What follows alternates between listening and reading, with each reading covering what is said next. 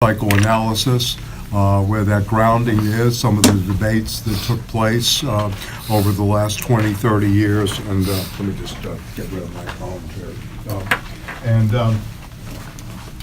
To think about, Freud vis-a-vis, or psychoanalysis vis-a-vis, as a science, as an interpretive science, as an art of interpretation, and what really the stakes are going forward if psychoanalysis, obviously we're going to be fighting against, the dominance of behaviorism, which has been basically the American way since Watson and Skinner came up with this back in the day, and of course cognitive psychology and cognitive therapy, as well as what I understand is something called dialectical behavioral psychology, or this kind of new approach, and try to look at this in the light of, both psychoanalysis or the Freudian, both orthodox Freudianism, the return to Freud in Lacan's sense, right?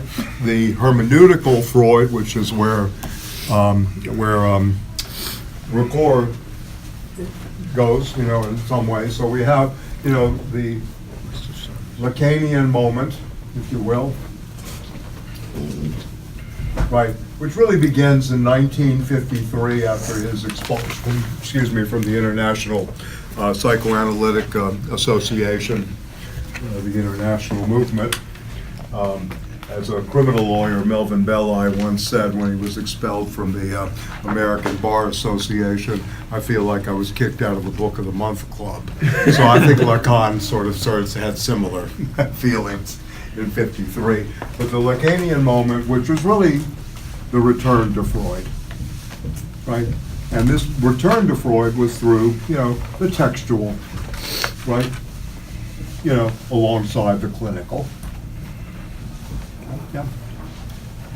And, in some ways, why I mentioned Lacan, the most philosophical of all the analysts. This is someone who came out of, and I want to put this person up here, Alexander Kojève, who was most well known, and Lacan attended these lectures from 1933 to 1939, the lectures on the introduction to the reading of Hegel, which went on for 6 years, which were transcribed.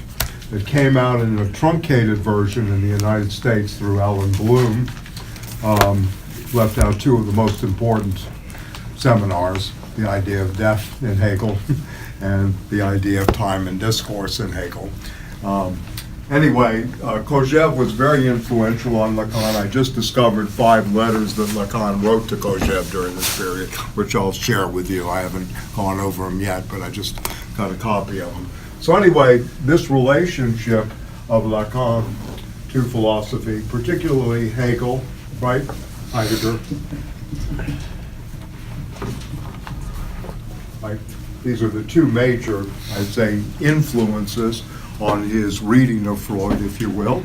And I'm not calling Lacan a hermeneut, because I'm going to try to juxtapose. I'm going to try to juxtapose some of the Ricoeur with the Lacan as we go forward. So I'm just kind of previewing the interpretive strategies here in the class. So obviously Hegel we will, speak to, and Ricoeur will too. Ricoeur is certainly influenced by Heidegger tremendously, as is Lacan. I'll tell a little funny story. Heidegger visited Paris and was with Lacan. And Heidegger brought his wife, Elfriede, the Nazi, so to speak, and she was much more, favorable towards the Third Reich than Heidegger was throughout the length of its time. But anyway, they came, and Lacan was then married to Sylvie Bataille, George Bataille's wife, who they were divorced. She was a popular front actress, and they were in Lacan's Jaguar driving around Paris, and supposedly Heidegger's sitting shotgun, sitting in the passenger seat.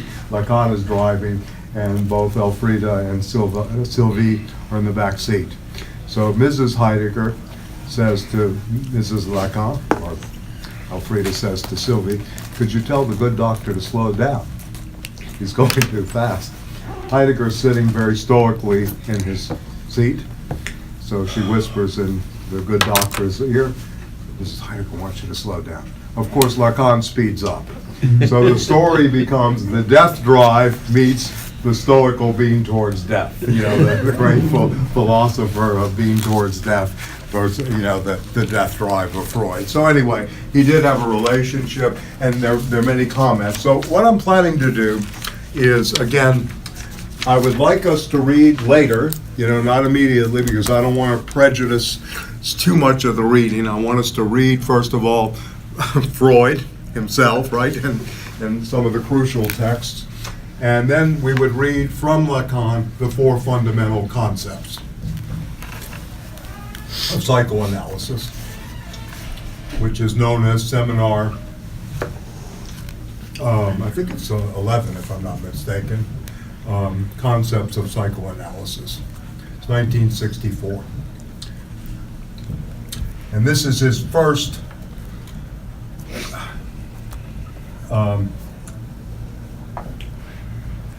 psychoanalysis.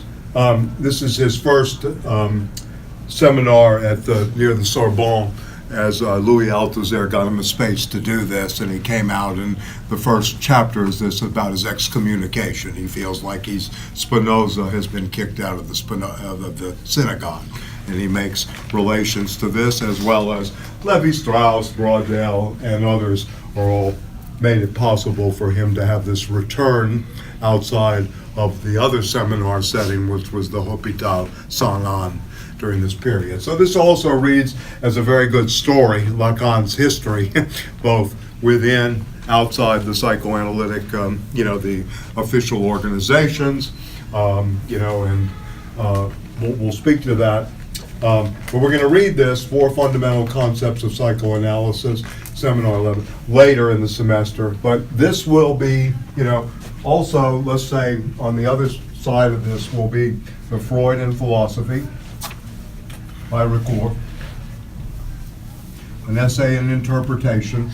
And the question I would really like to pose throughout the semester is, what is interpretation? How many levels can we go in terms of interpretation?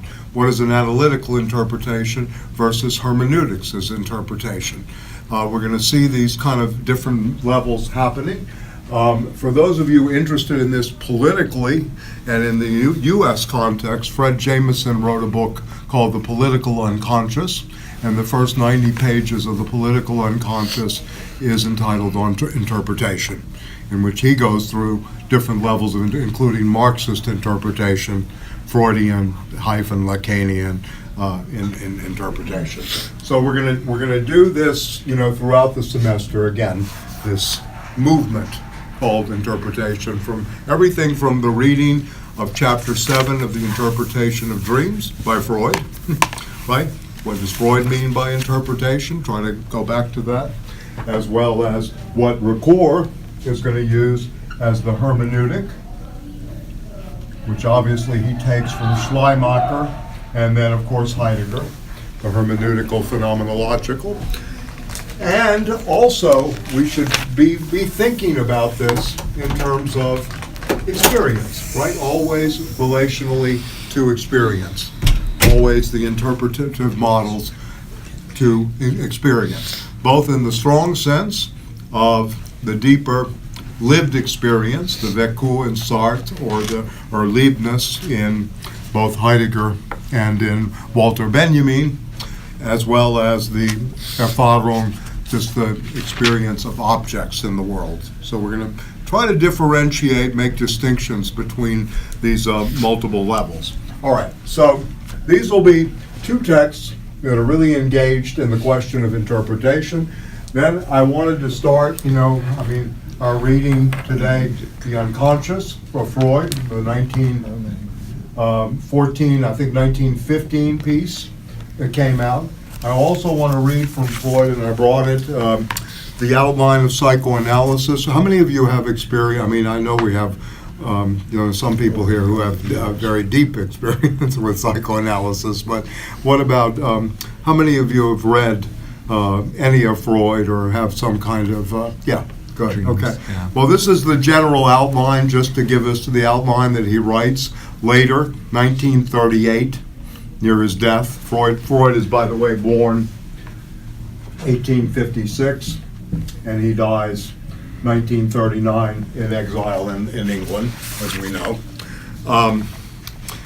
This is written late, and I think it gives a very good encapsulated view and can help, in terms of terminology and what he means by certain terms. What's the title again? It's called An Outline of Psychoanalysis, and it's the James Strachey translation, who was the official translator. There's a lot of new translations going on, some which are improvements, some aren't. I mean, I'm not well enough versed in the German to know which are the state of the arts, but there have been new translations done, but it's called An Outline of Psychoanalysis is the work, right?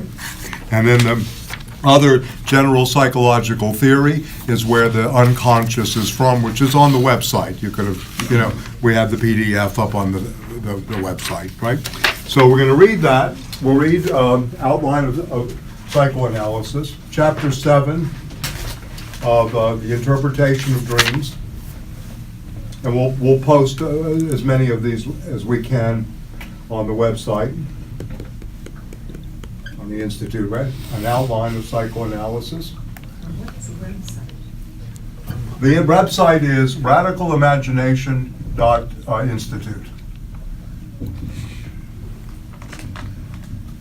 And it has the seminars, sometimes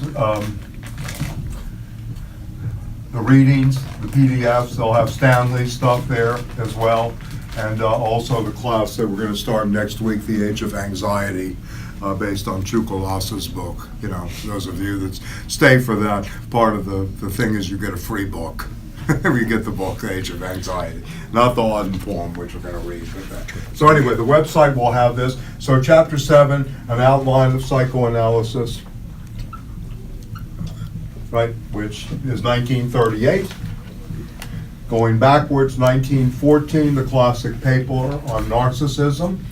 I know that the narcissistic borderline personality and narcissism is a major clinical term, DSM-3, then more and more people are using this identificatory marker. You are a borderline personality, et cetera, et cetera. We can really start to talk about this. What does this mean in terms of standard diagnostics? What does it mean in terms of symptoms? What does it mean in terms of treatment modalities? Something that we can look at on the left, because the left, a lot of people are stuck in the past.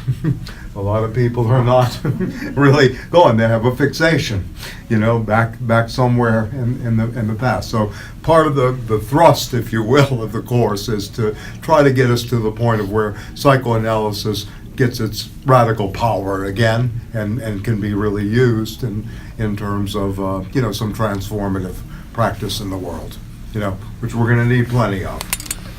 Because I personally see what's manifesting itself now, this left populism. I'm happy to see people, standing up in all of this, but without real direction, without the energetics being, tremendously focused, and without some kind of real guidance, this is one of those things that can really just backfire again. This is a thing that can really backfire, because then it gets into just anger, schisms, etc., without any kind of intellectual, basis and emotional maturity. As Kant once said, the problem of enlightenment is one remains within one's self-incurred immaturity, always relying on the external for change. Right? Yeah, please. It's interesting. They're doing a film series at BAM on resentment. On ressentiment? Yeah. Okay. They, like last night, they showed Medium Cool and Zabriskie Point. I'm And not why sure would Medium Cool be considered Ressentiment. I'm not The sure. kids at the Chicago convention and, Yeah. I mean, I don't, yeah. Okay. Yeah, I'm I'm not kind of sure. interested in how this was programmed. Yeah, but it's interesting. I live 4 blocks from there, so maybe I'll walk by and see the Yeah. whole program. All right. Okay, so anyway, these are the classic, and if anybody wants to put anything else in here, I'm very open. I mean, there are 26, 27 volumes of the collected works of Freud. I mean, we're just sort of, to put it in front of you, scratching the surface, so to speak. But the unconscious is crucial, right? Chapter 7 on representation of the interpretation of dreams, and also he lays out what it is to interpret a dream in chapter 7, dream symbolism, dream logic, and all of this.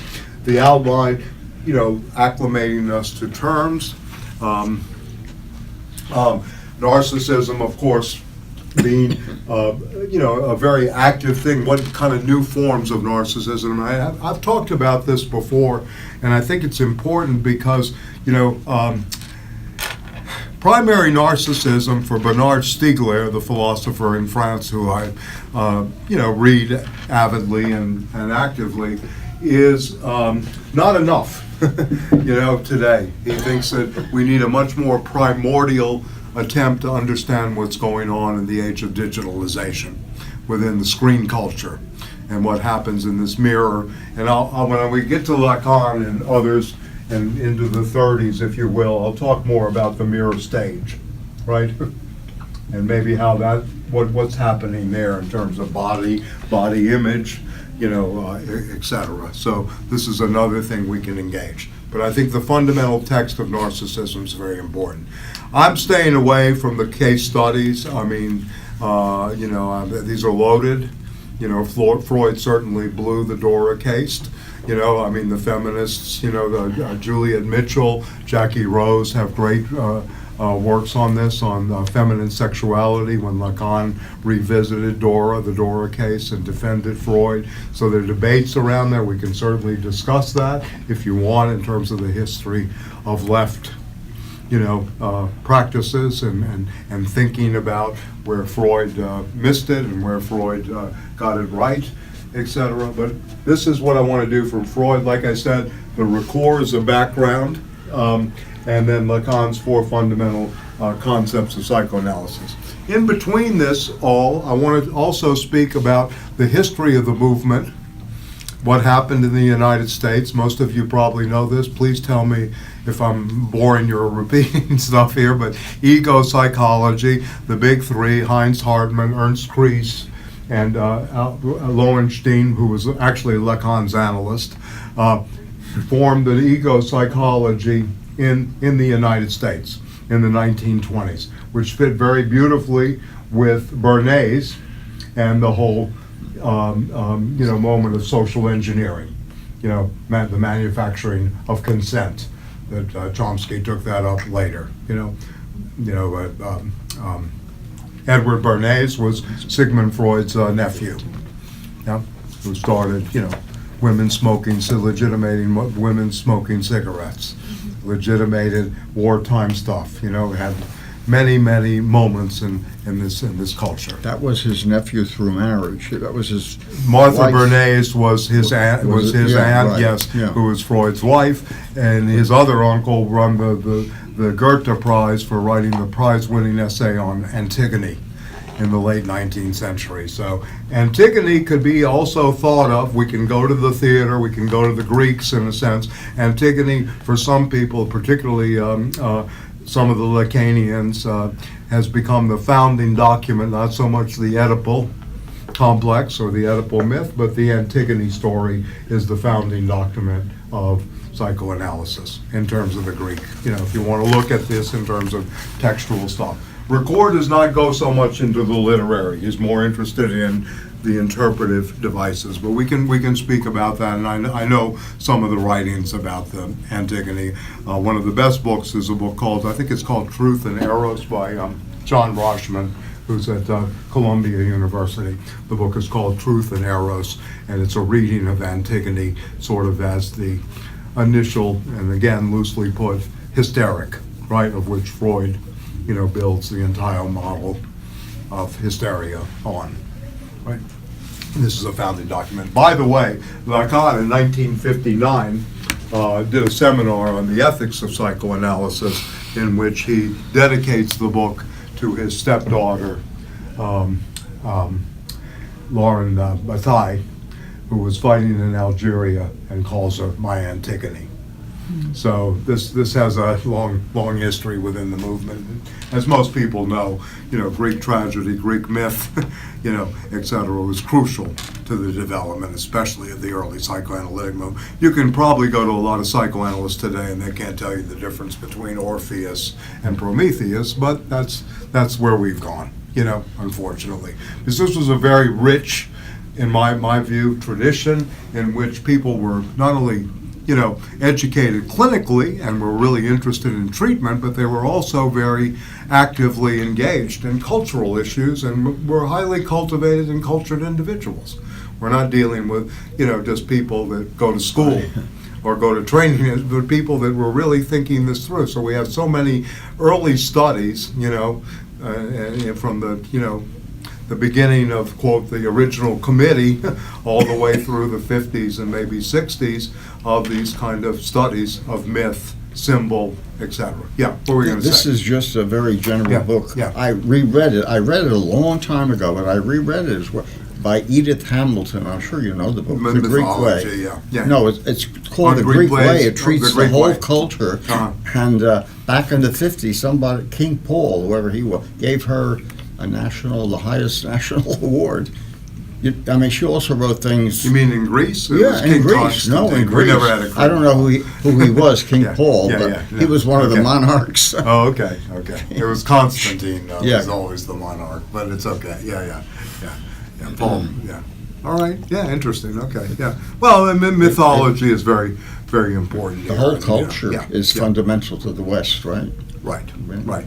So again, and then of course we have the the Marxist movements who try to, interpret psychoanalysis in the light of the socio-historical economic. And of course, one of the great studies was Marcuse's Eros and Civilization of the 1955. And in my opinion, one of the deepest meditations was Norman O'Brown's Life Against Death.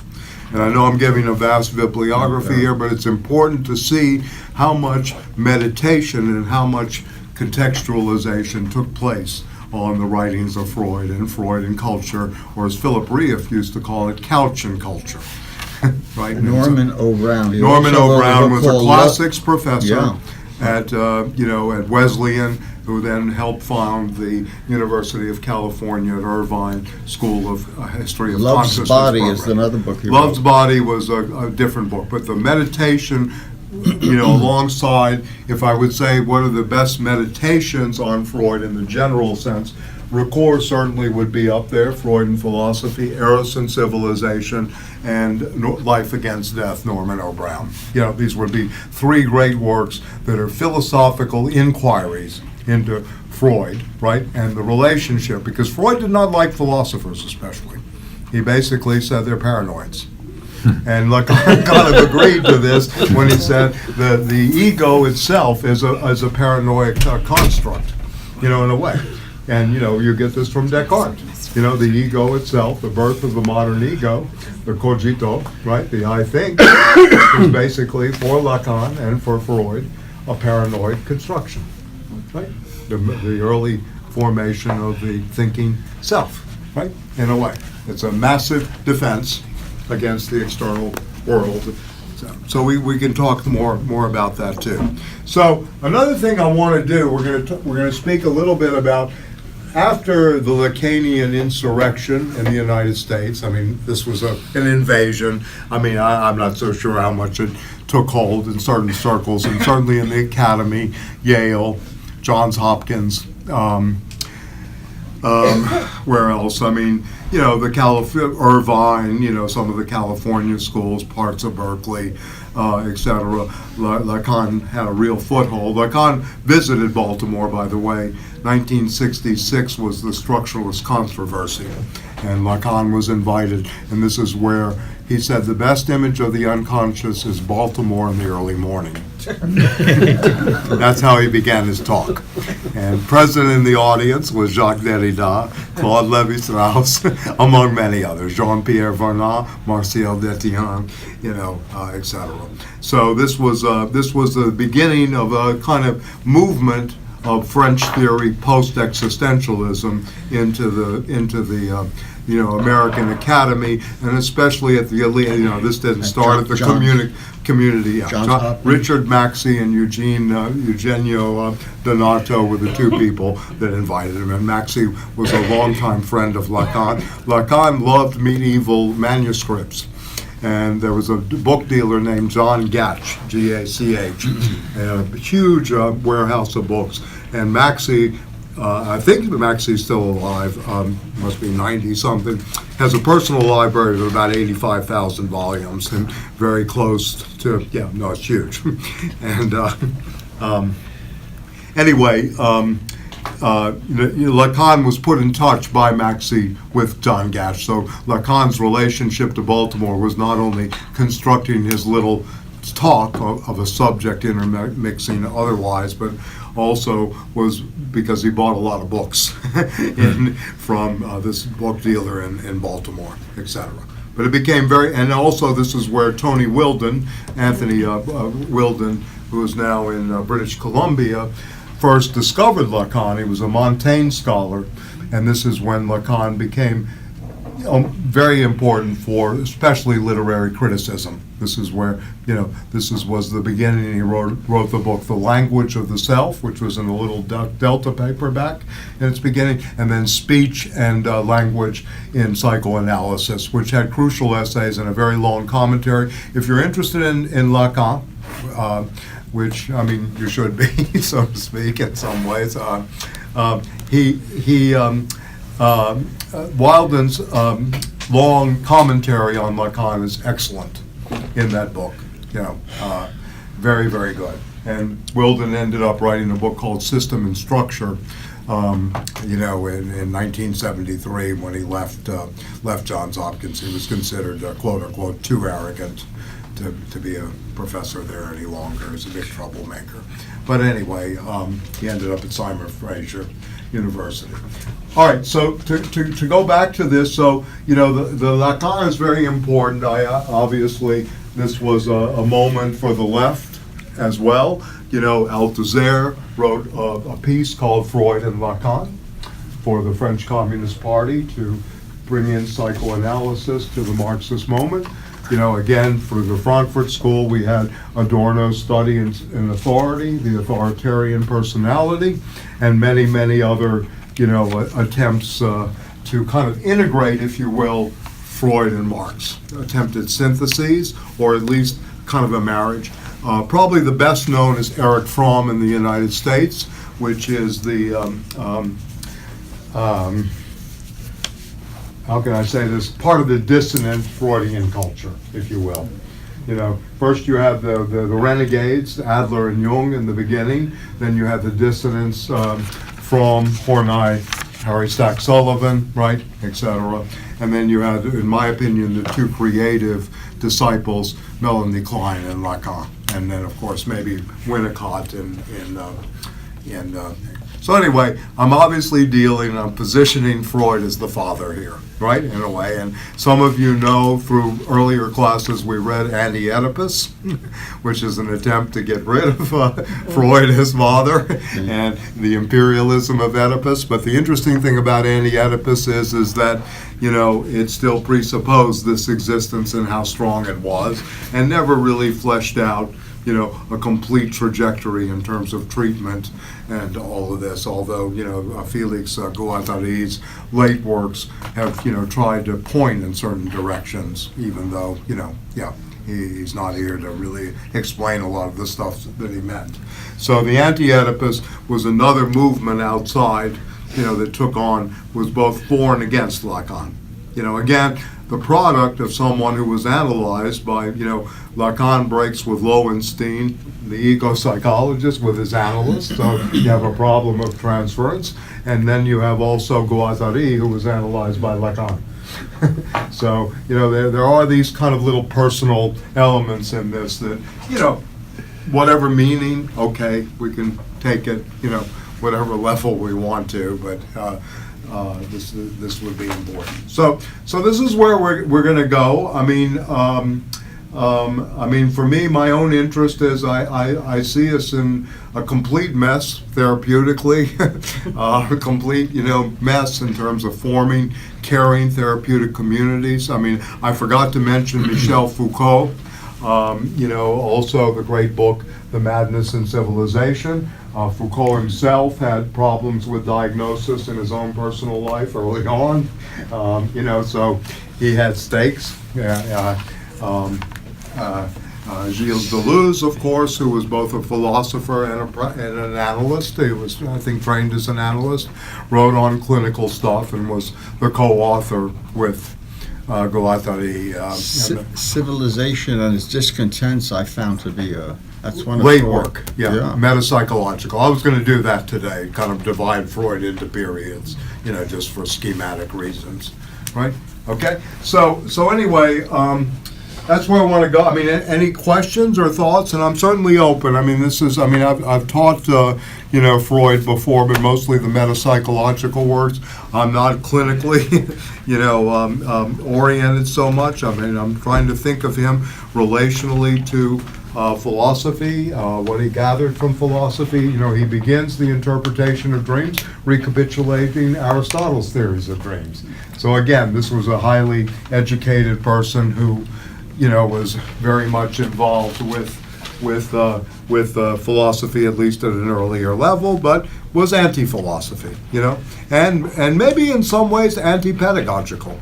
He was not really only a teacher. It was really to lead someone, like in the Kantian Enlightenment, you lead someone to that point where they have to, take it up themselves, where the maturity begins to settle in, where the courage to be or the courage to act really takes place. So I think this is something, and Lacan's short sessions, which were I think intended, I mean, not only to, save time for him, but really for the patient, the session would be a punctuation or a mark in discourse where the anxiety was the highest, so that the patient was left on their own, right, to be able to have that encounter. I'm not positive that this is the best thing in the world, but, coming myself personally out of more of the existential psychoanalytic tradition of a Sartrean moment, it is that encounter with nothingness, the encounter with, being on one's own, the confrontations with one's autonomy that might be, where the liberation is. The rest may be, what we can call nanny therapy, in some ways. I'm not, I mean, we can talk about this concept of nanny therapy, or what's really happening. Everything's going to be all right. Let me intervene. There's a et cetera, et cetera. Yeah, I'm talking about this from the position of revolutionary consciousness, not the position of, everyday, suffering in only. spite of the big rupture between Jung and Freud, one thing they both agreed on solidly was the fact that dreams are you heard this, of course. Yeah. Dreams are the royal road to the unconscious. Right. They never disagreed on that. Right, That was that's right, yeah. Dreams are the access to the unconscious. Okay, well, let me do this. I mean, any thoughts or any questions so far? Or, yeah, another text I want to read, I forgot to say, is Remembering, Repeating, and Working Through, the 1914 piece as well of Freud. So I'll put these all on the, so remember that. Remembering, repeating, and working through it, right? Right. Okay, bye-bye, take care. Not going to get very far without that. You're already forgetting things. I am. Okay, so the notion of repetition Repeating. is going to be something we're going to talk about too. the repetition. Remembering, I'm sorry about my writing, I'm horrible with these things, much better with the chalk. Remembering, repeating, and working through is Freud's 1914 piece on the therapeutic situation. What do you do in the therapeutic situation? And also, this raises the question of anamnesis, the Greek recollection. From the philosopher's point of view, the Socratic dialogue 1914. is absolutely essential to Freud. What Freud really, in a sense, does, at least to the, on one level of the schema to the philosophers, he basically takes the old Socratic dialogue and transfers this into, an encounter with a patient, an analyson. Another part of his genius, his great stroke of genius to me, is he took a 19th century asylum, where people were put in an asylum, and he transferred all that madness to a couch. Right? This was a stroke of genius, really. When you really think about this, historically, what he did, where did the mad go? They didn't go to the Sigmund Freud's house, right, or for a therapy session, or to the they went to the asylums, usually. The mad. Yeah, and where would you open up the mad? The madness was put into the couch. Yeah. The whole method of free association, which was the break with, obviously, Boyer and the hypnosis that Charcot had used in Hôpital Saint-Anne, the weekly rounds, right, that were presented, of which Freud was in attendance, right? Okay, so also Freud, relationally to philosophy, was in the seminars of Franz Brentano, who wrote on the manifold senses, or of several senses of the word being, which was very crucial both to Heidegger and more crucial to Edmund Husserl and the phenomenological movement. So Freud was there, the joke having it that Husserl took it up to the horizon, to the transcendental, and Freud took it to the basement. Freud took it down, right? So this is an interesting moment that happened around the word being, the ontology, that, Brentano is producing, that one, builds a whole philosophy of intentionality, a philosophy of consciousness, whereas the other builds a philosophy of the unconscious. And that, this is very, very, very crucial divide, if you will, in German philosophy and in practice. Franz Brentano's lectures on the several senses of the word being. So Freud, in a way, is obviously the product, and maybe I can do this. I divide, and this is purely for schematic, and there's tremendous overlap all the time. But I divide Freud into basically three, crucial moments in his own development. And let me just put up, you've heard this before, I'm sure, and this is going to play out in the Recours and, of course, in Lacan, because it comes from Lacan. The unconscious is structured, and this is important, structured like, also the like, a language. This is Lacan, right? Who says this. Heidegger, language is the house of being. This is 1947, letter on humanism, Heidegger. So we have these two moments in terms of the determinate model of the language plays a determinate role in any kind of theoretical practice, right?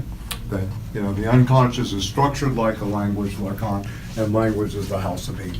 Okay, and as we know, with Freud, and we're not reading this, but this is a book that was crucial to a lot of Marxists, the psychopathology of everyday life, which the slips of the tongue, the slips of the pen, all of this is played out.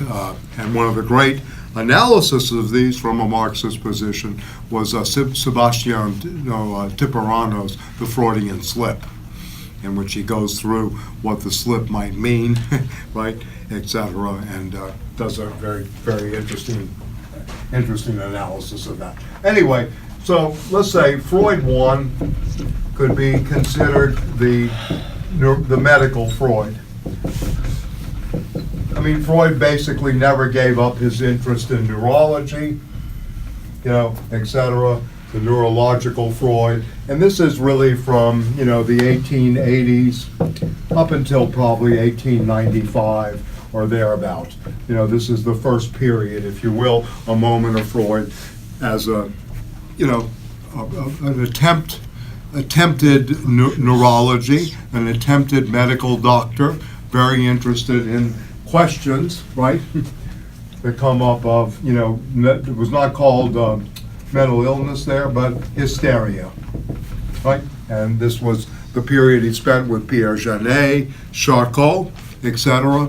And, there is something to be said. Freud does not invent the unconscious. The unconscious is already out there as a term, right? It goes back, you have Mesmer, you have many people that are using this term much earlier than Freud. So I think that's important to remember too, that Freud, he discovers it for different reasons, but it's really, out there as a play. And you see this particularly in Charcot's experimentations with hysterical women. Most of you know that Freud is writing in 1895 the Project for Scientific Psychology. This is his first attempt to say that I'm on to finding a science of quote-unquote pathology, if you will, right? A science, and ultimately maybe a neurology, right? That I'm going to make connections between the physio-psychic processes. And this is the beginning of what I would call this period of the attempt to look at psychic materialism. Yeah, Freud is materialist all the way down, right, in terms of this psychic materialism, materiality. So this is going on up to Bloyer, and as you probably know too, that Freud in his experiments with hypnosis, he realized that the symptoms may be alleviated for a moment, but never really cured.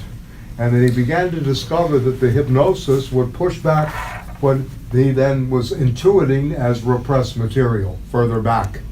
And this was the birth, if you will, of the free association model. This comes in as a different moment. So from 1895 up until 1898, 1899, we begin to see a break, right? Up until, 1899. And only Sigmund Freud will wait till the turn of the century to publish the interpretation of dreams. Right? 4 great events in 1900, as well as many others, I'm sure. But He wrote it. Nietzsche dies. Freud publishes the interpretation of dreams. 1900. A man named 1900. A man named Bachelier writes a classic book for Wall Street called The Theory of Speculation. Right? And Edmund Husserl publishes The Logical Investigations. All of which are crucial to developments in their respective fields, etc.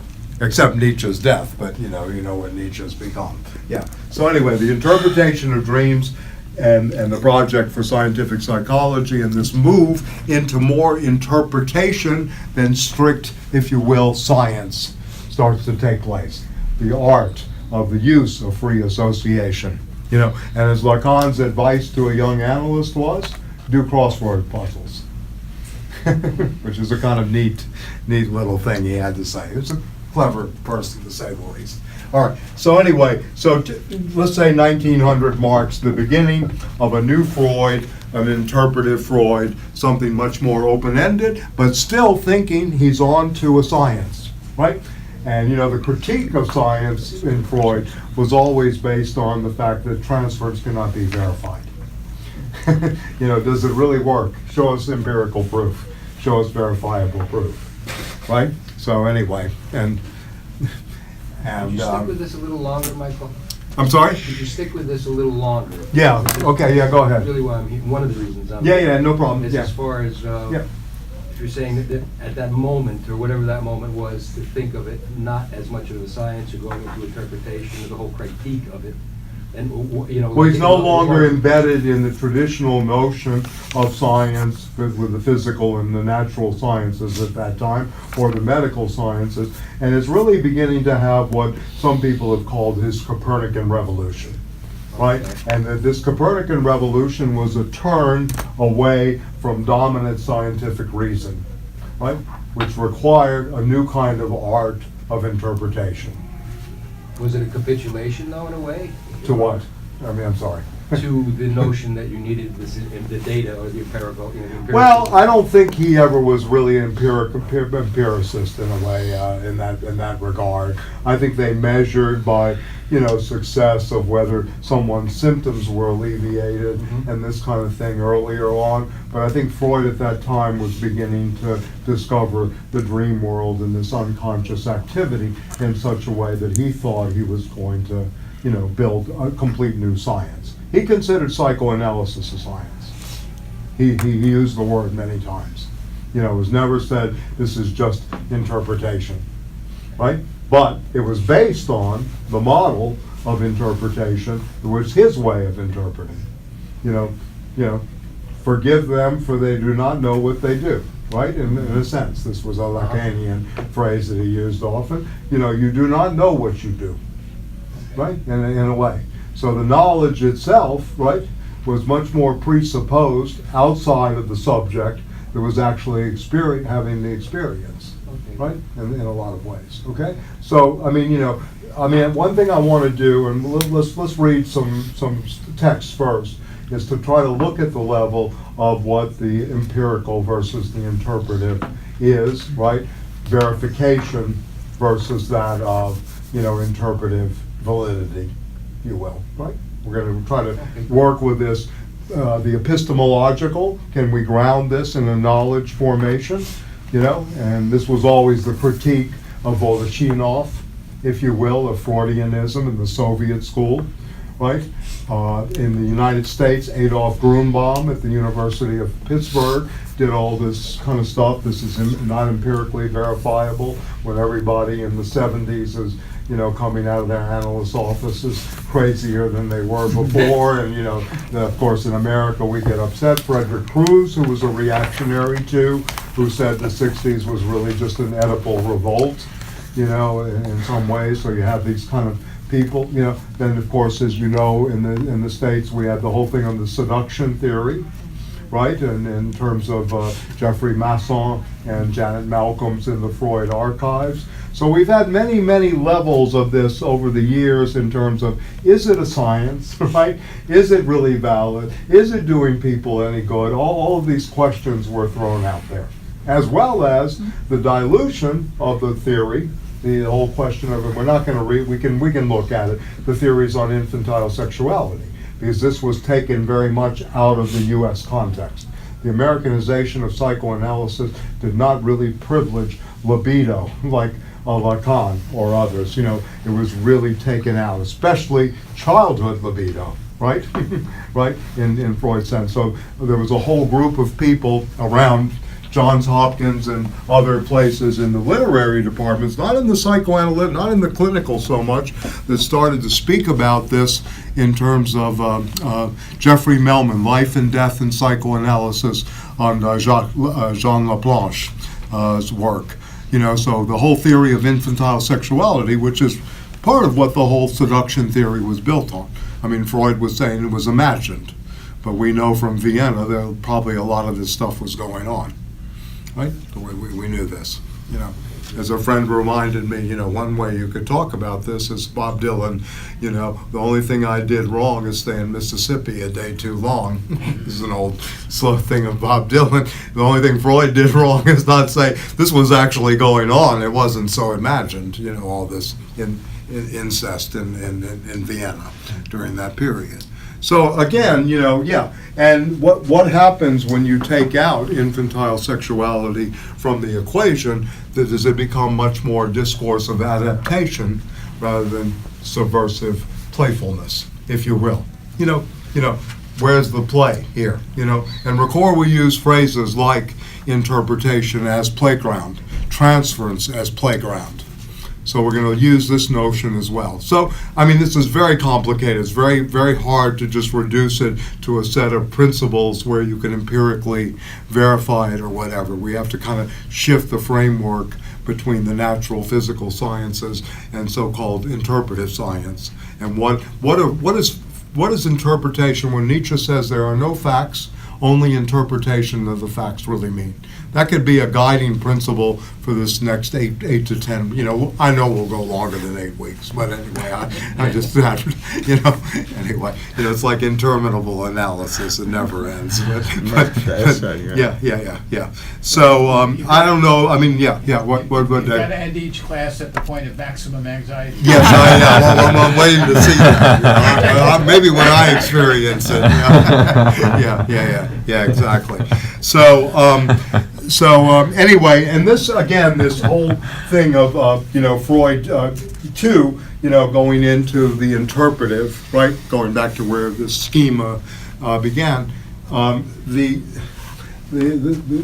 next stage of Freud is the movement from that of the scientific or the traditional scientific medical Freud into more the interpretive, as science Freud, right, if you will, right? And that leads to the clinical Freud, which is that second period is the clinical Freud, of which these texts like On the Unconscious, the case studies, and if you want a brilliant interpretation, by the way, I recommend Stuart Schneiderman's reading of The Rat Man. You know it? Some people know it?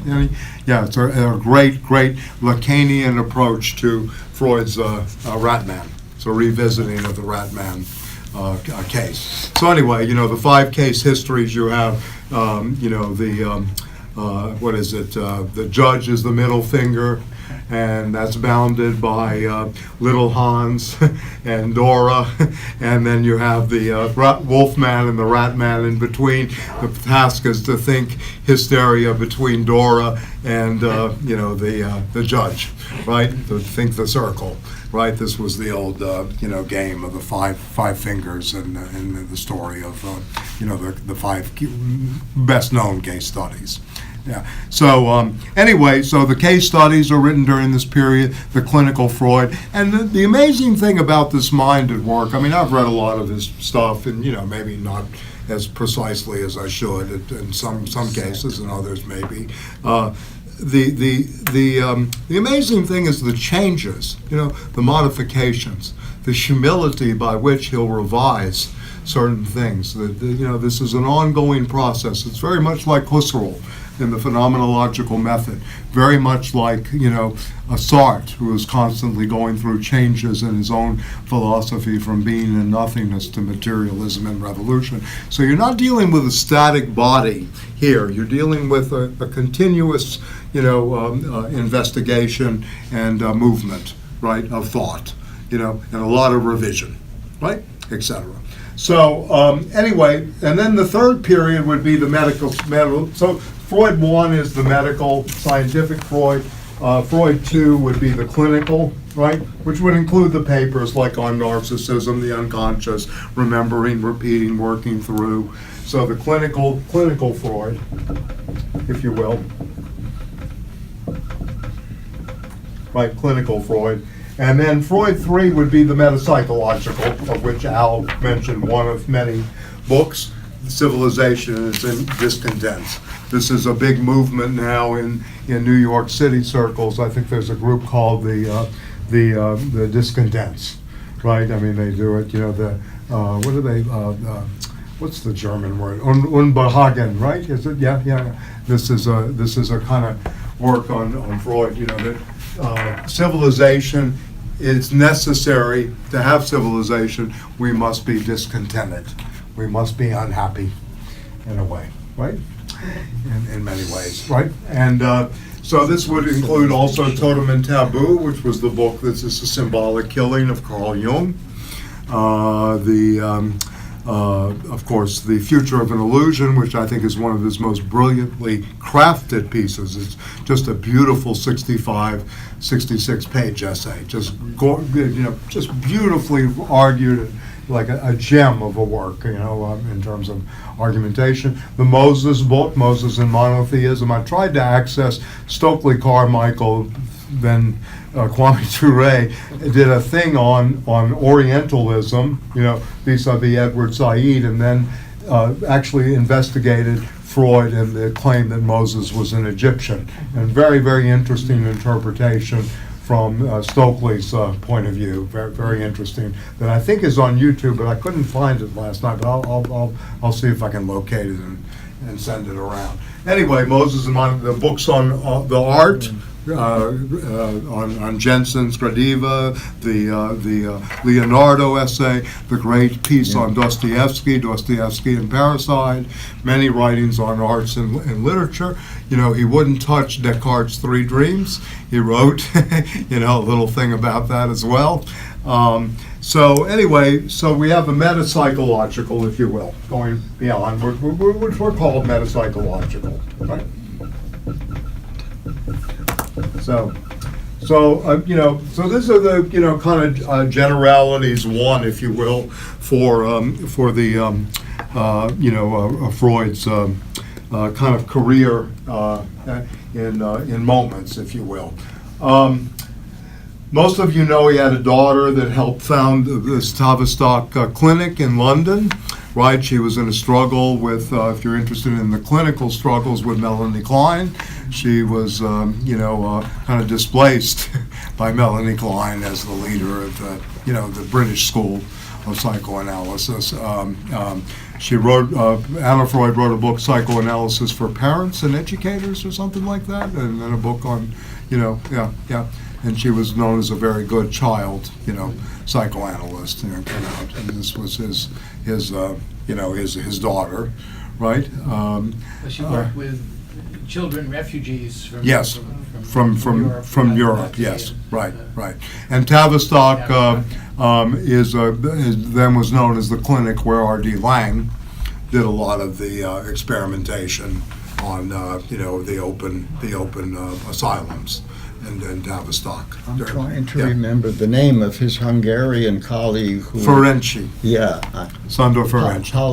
The son. Polymorphous perverse. Yes, that's something I was going to go to. We have forgotten that term. All of the political correctness has taken away with another great discovery with the infantile sexuality of polymorphous perversity. Why would we suppress something that is really there? I prefer diverse instead of perverse. Well, diverse is nice, but it is perverse. It's psychoanalysis, It sounds judgmental. In French, listen, you're a French teacher. Perversion, the version of the father. How can you get away? You know what I mean? Yeah, you twisted it.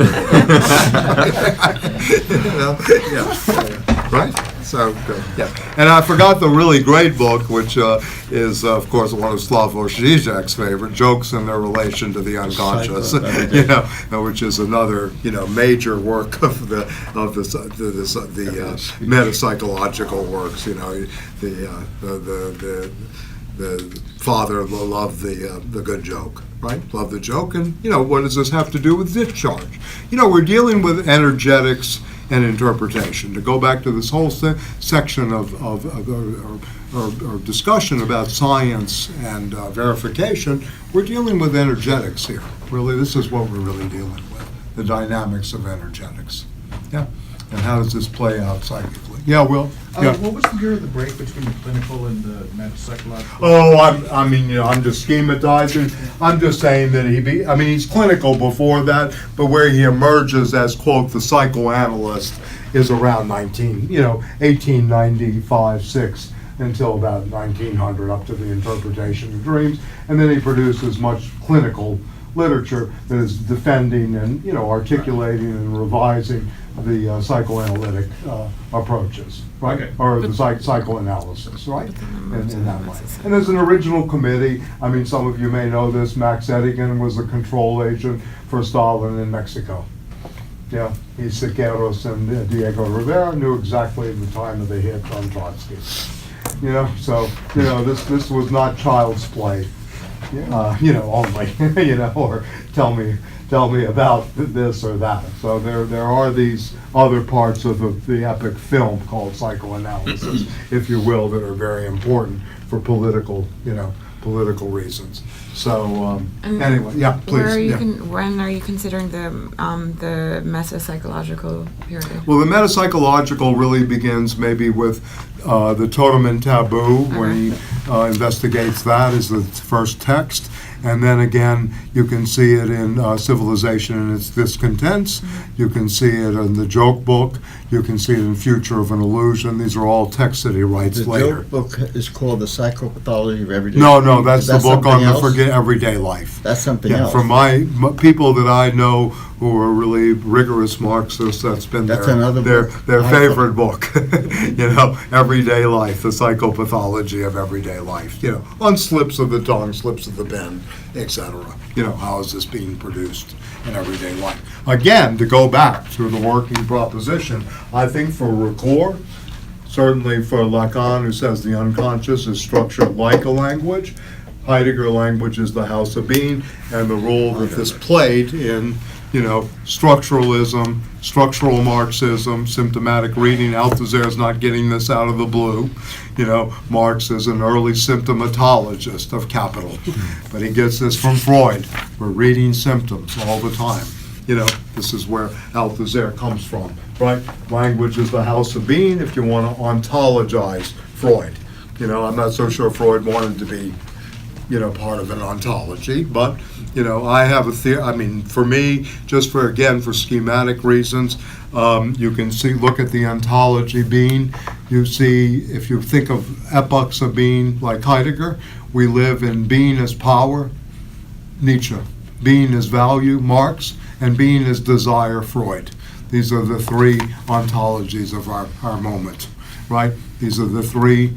Again, you have the masters of suspicion in Ricoeur's sense, the three H's, Hegel, Husserl, Heidegger, being constantly critiqued and undermined by the three masters of suspicion, Marx, Freud, and Nietzsche. In some ways. Three active who are continually changing and moving through different things, and are not ultimate systematizers only, right, in a way, and throw into question. What does it mean to want? Or the real question is, what do you really want? Not what do you want, right? But what do you really want, in some ways. Of course, the question of power in Nietzsche, the will to power. And, in Marx, what is it? What has value? Is labor the only source of value? And this is, again, a very under-theorized moment in Marx, to ask the question of value, Value is not only just the laborer. Just witness the market capitalization of Amazon and Jeff Bezos' personal fortune. This is not because just of labor. This is something way, way beyond that. Of course, labor contributes. I'm not putting it outside the equation, but we have something called fictitious capital that's working out here. And what relation, going back to Ferenczi, who thought money was equated with the old psychoanalytic equation, money equals shit, right? This was another thing. Yes, yeah. This was another moment too, right? And in this, right? So yeah, Ferenczi had different, going to the clinical, and I'm not an expert at all, even close to it on this, but the clinical, Ferenczi thought one should be involved with the patient more. Freud kept his distance, right? There was always this distantiation in the analytic encounter. But Ferenczi was one of the ones who wanted to, and Freud argued against this. Ferenczi wanted to repair the Yes, early damage. repair the damage. Very concretely, by Right. taking his clients, in some cases, Right. holding them on his lap. He was Right. You can't do that today. You too? Yeah, right. I'm sorry. Yeah, right. Jung got involved Yes. with many of his. Yes, female- Jung got involved, and Otto Gross was a case. The whole bit. No, that's it's full of stuff. And Victor Tosk, again, another who was Lou Andreas Salamis, lover, by the way, and Freud was quite jealous of Victor Tosk because he was in love with, Lou Andreas Salome, and I don't think they ever had anything. There's no evidence to that effect, but he was really respected. And Lou Andreas Salome, for those who don't know, was Nietzsche's muse. This was Nietzsche's, the love of Nietzsche's life. I mean, he projected so much onto her and considered her the most. Who was she? She was a Russian noblewoman who was married to Paul Ray, The Origin of Moral Sensations, of which the genealogy of morals was written against by Nietzsche, because he had met Paul Ray, and also she was Rilke's lover, the poet Rilke's lover, and then she ended up with Freud, and became a practicing psychoanalyst, and they talked a lot in her. Some of her best stuff was on anal compulsive characters. Some of her research was going that way. But she had a long time thing with affair with Victor Tosk. And, Victor Tosk ended up committing suicide. He did a lot of work on schizophrenia. And if you read between the lines somewhat in Anti-Oedipus, you begin to see that Tosk is one of those victims they're talking about that was part of the Anti-Oedipus moment in the movement. And Tosk did a lot of work on wartime neuroses as well. Another thing that Freud wrote about, but Tosk took it up even further on the wartime, post-World War I, wartime neuroses. Another person he broke Yeah. with was Adler. He had a Alfred Adler wanted to privilege work over sex. power. Yeah, right. Yeah. He wanted to give Woody Allen a run for his money. He wanted to privilege work over sex, right? Yeah. So anyway, Adler and Jung were the two first breaks, if you will, in terms of analytical psychology. And Adler was very popular among the Stalinists, by the way, in the movement. In terms of the communist movement, people read, in the United States, particularly Alfred Adler, and thought of him as very dumb. But you have a lot of people that stayed in that are quite intelligent. Go back and read Otto Rank, Carl Abraham. If you go back and read too, and I did this because a friend of mine in a recent issue of Situations wrote a piece on Herman Melville and Marty as a prefiguration of Moby Dick. And he went back and he read a lot of 50s psychoanalytic interpretations of Melville. And he said the richness and the density of this was amazing. And these were all people who were, kind of trained, as Freudian literary critics, as Freudian thinkers, right, if you will. And he just was incredibly, taken by the depth of it, versus what he saw today as Melville scholarship was quite shabby compared to these approaches.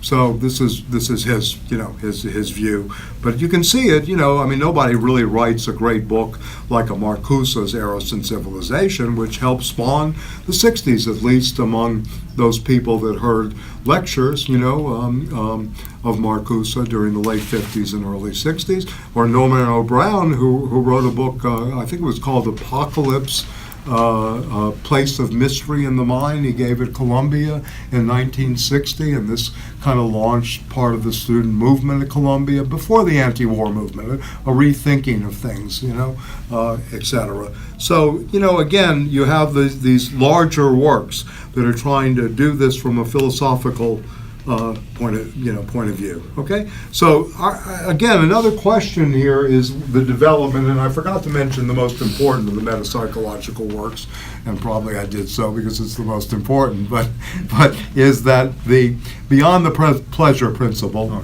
is a crucial work, and especially for our purposes today.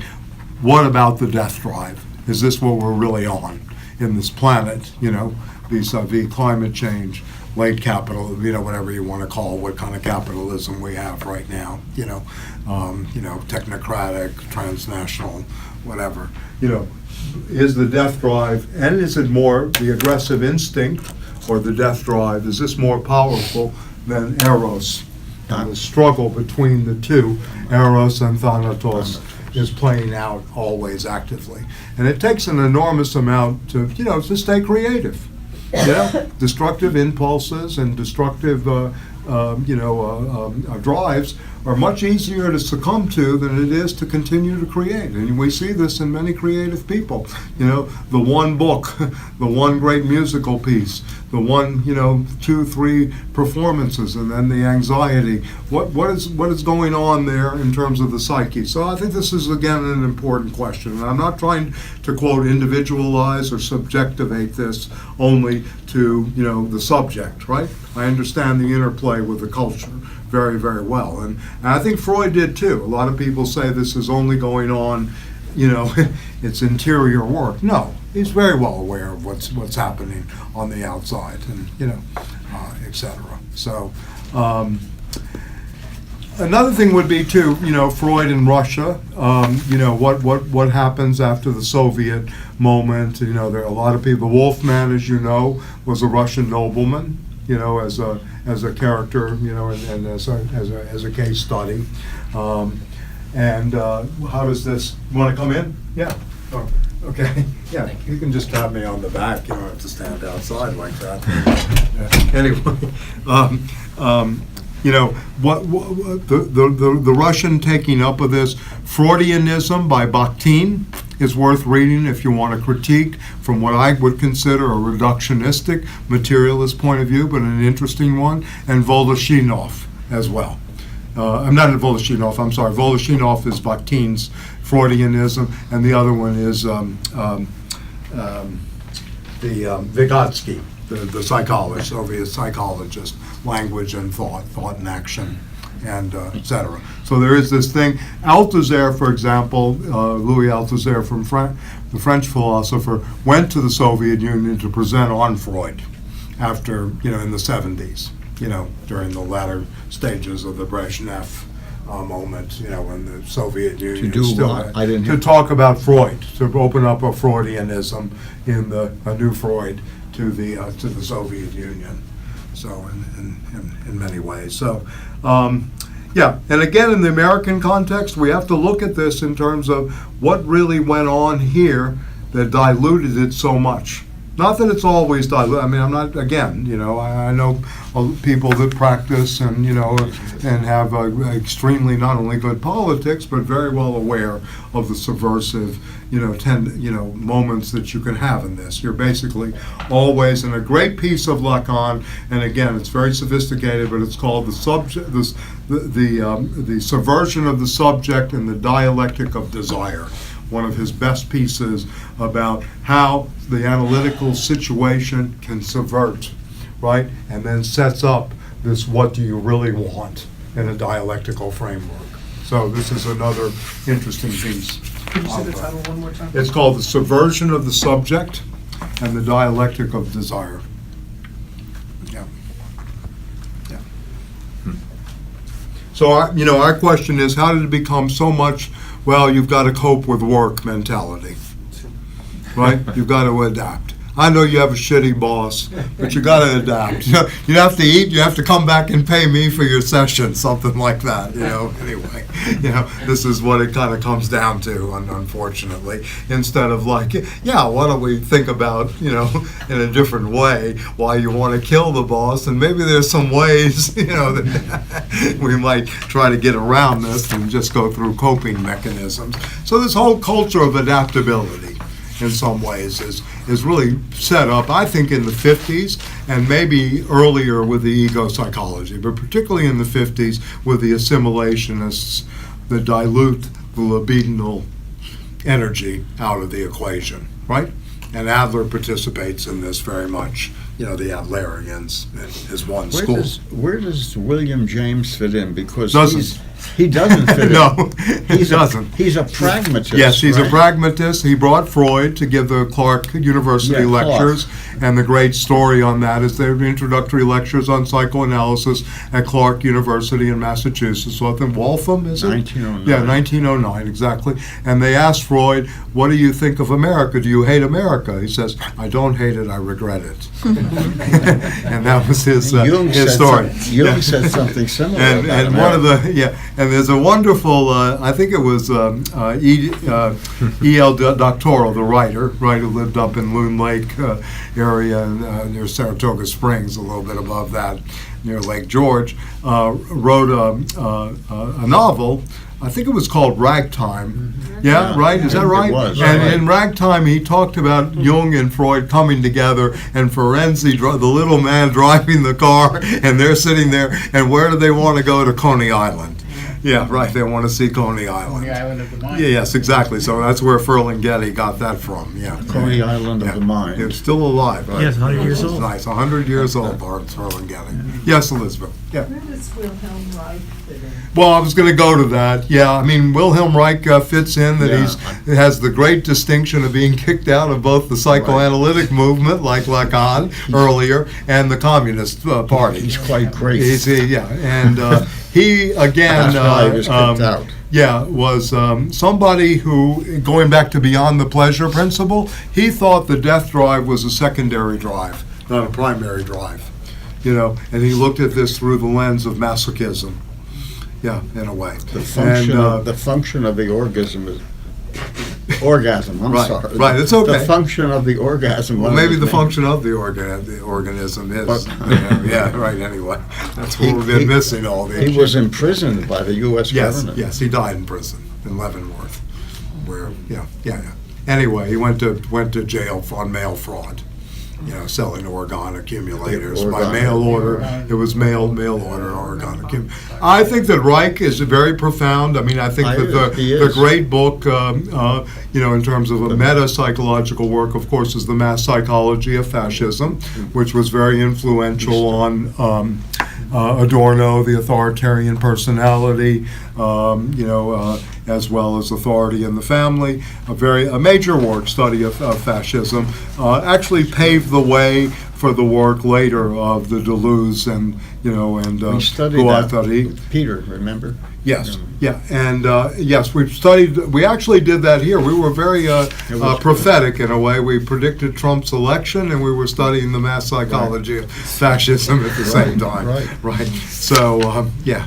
But anyway, going back to Reich, character analysis, certainly worth reading about body posture, Armor. type, armature, character, Armor. armature, right? That certain people in their posture are wearing a certain kind of, you know, A lot of defense people. A lot of mechanism. people. Most of the society, yes, exactly. Just trying to get a seat on the subway. Yeah. Anyway. So, yeah, very important. Listen, Little Man. You know, he actually was very interested in Another book you he know, wrote working for the. is called The Murder of Christ. Yes. Very good, Yes. too. Yes. Yeah. No, he's a major figure, Elizabeth. Yeah, in a way. He came to the United States.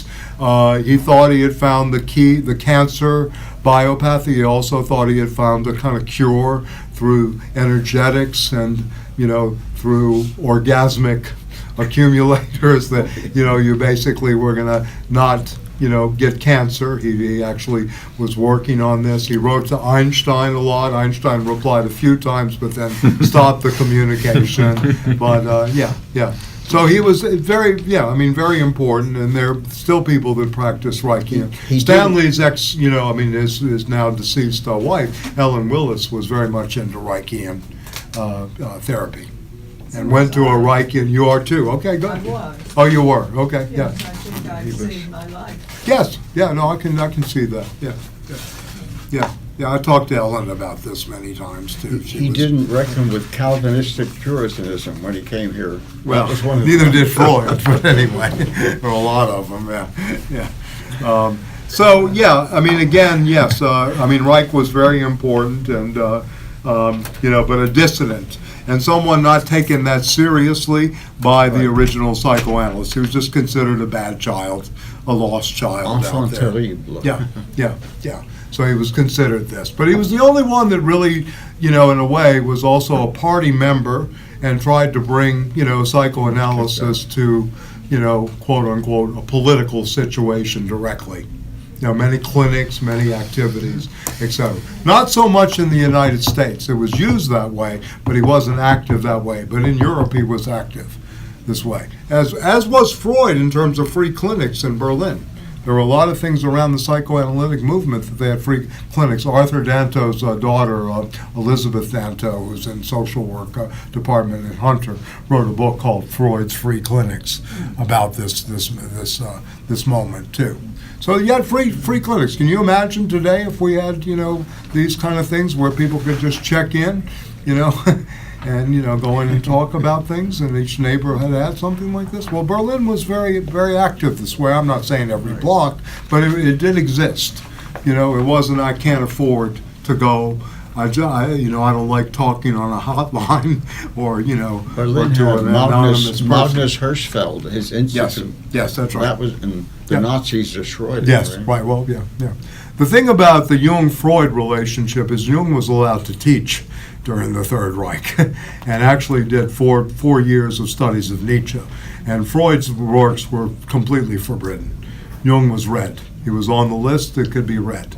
So there's something there, and I have a theory. We'll talk more about this as we get into it, about the theory of forms and how it played out in the Jungian archetypes and in the Jungian thing, whereas Freud is certainly much more Aristotelian in terms of the matter and the psychic materiality he's dealing with. Okay, so anyway, I recommend a book. If you have the chance, it's 932 pages. Anyway, it's called The Discovery of the Unconscious by Henri Ellenberger, who's a Swiss medical historian who goes through this moment of from Mesmer all the way up to Freud in many ways. And the interesting thing about Ellenberger for me is that he really points out that in some ways the unconscious that became part of almost pastoral care is very influential on Michel Foucault, who in 1970 was giving lectures on the Oedipal complex at the Collège de France. That are very interesting, where he, sort of critiques Freud. This was part of the moment in France where Deleuze, Foucault, Guattari, and others are kind of going against the grain, and in a way. And Foucault, as you know, began the history of sexuality, after this period, after these lectures on abnormality, psychiatry, anti-psychiatry. And, the second volume, The Care of the Self, is somewhat out of that tradition, out of this tradition that Ellenberger, has pointed to in the 19th century, of which he thinks the unconscious is sort of born out of this, right, in this movement. So it's kind of interesting in that case, this Ellenberger. Not talked about much anymore either. My interest in some ways is also vis-a-vis, and we'll talk about this when we get into record, is the existential psychoanalytic, the Freudian moment. I read Being and Nothingness, the text of 1943 of Sartre, as an anti-French psychoanalytic tract. I mean, it's a book in phenomenological ontology, but Sartre's main intention was against the incompetency of a certain group of practitioners in France in the up to the 1940s, and that existential psychoanalysis was Sartre's long conversation with Freud about, is there choice? Is there something called freedom in all of this, right? Etc. And existential psychoanalysis, is which he sketches at the back of Being and Nothingness, the last chapter, is certainly worth reading, and we'll discuss it. And he puts this into practice through 4 or 5 case studies, all literary people, the first being the famous Saint-Genet on the work of Jean Genet in 1952. Then he does a study of Mallarmé, which is not so interesting, but, Charles Baudelaire and Gad, not so interesting. But then his big work is going to be on Flaubert, and Sartre considers this his magnum opus. So Sartre tries to play the new Freud in some ways, 800 pages on 3 years of Flaubert's childhood, on the genetic constitution and constitutive moments of, and the book is subtitled The Idiot of the Family. The Idiot of the Family. And this was Sartre, his late work. So the existential psychoanalytic, except for a few people, R.D. Laing, of course, some groups of people here. Joe Covell, to a degree, who some of us know, right, or knew. And Age of Desire is a Sartrean book. Irving Yalom, the person who did group psychotherapy and wrote the clinical book on group therapy. That's another book I didn't mention on Masson psychology, group psychology, and the analysis of the ego, better translated as mass psychology, and the I self is a much better translation, but we're in America. Anyway, to go back to this, Joel Covell, Irving Yalom, all people, and there was a movement around existential psychoanalysis when Yalom came out in the, I think, middle 80s with his book on the existential psychoanalytic called Existential Psychotherapy. In which there was not a denial of Freud or the contribution. It was just say, we got to think either beyond this or something different that at least makes the patient aware of choice, makes the person in treatment aware of choice. So this was always a bone of contention in the Freudian movement, right? Whether the childhood experiences are going to play out forever, and you can't really shift or reverse that dialectic, into something else, right, etc. Going back to what Al mentioned, William James used to say, we don't know if free will exists or not, but if you believe in it, it does. Right? He would say this on walks. This is, the James family, of which Alice James, Henry, and William were, quite a trio, right? A major author, a major philosopher, psychologist, and then another author. Right? And, So, anyway, any thoughts or questions before I go on a little bit about Ricoeur and the unconscious, this piece we're reading? Anybody? I mean, I know we've covered a lot of proper names with Reich and others. Okay. Well, the reason I want to read again the Ricoeur is that he has three, and what I'd like us to do for next week. I know I didn't put this up, but we should read the first section of this called The Problematic, the Situating, or the Placing of Freud in this book. It's book 1.